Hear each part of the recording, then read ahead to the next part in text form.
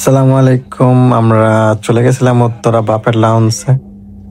এখানকার খাবার আইটেম ছিল অনেক, 100টা আইটেম ছিল।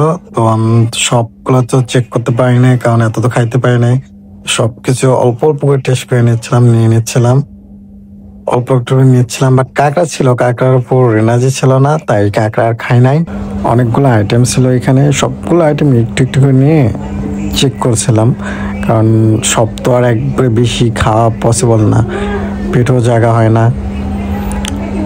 এখানে যে ছিল আপনার হোয়াইট রাইস, আর ছিল থাই থাই মশলা, থাই কারি।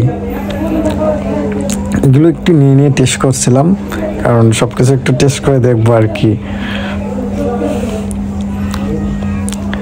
তবে আসল ব্যাপারটা হলো এখানে বিফ ছিল, যে বিফটা নেওয়ার মতো সিরিয়াল আর পাওয়া যাচ্ছিল না।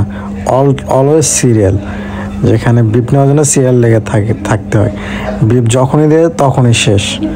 সো আমি বিফ বাদ দিয়ে এসে সালাদ নিচ্ছিলাম, কারণ বেশি খাইলে পেট খারাপ করতে হবে। এখানে যে আনারসটা দিয়ে গেছিলো অনেক সুন্দর ছিল, জায়গাটাও ভালো, অনেক সুন্দর ছিল, ডেকোরেশনও অনেক সুন্দর, সব মিলে সুন্দর লাগছিল।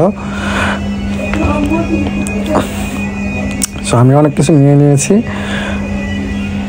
তবে সালাদই বেশি নিয়েছিলাম যেন পেটটা খারাপ না করে।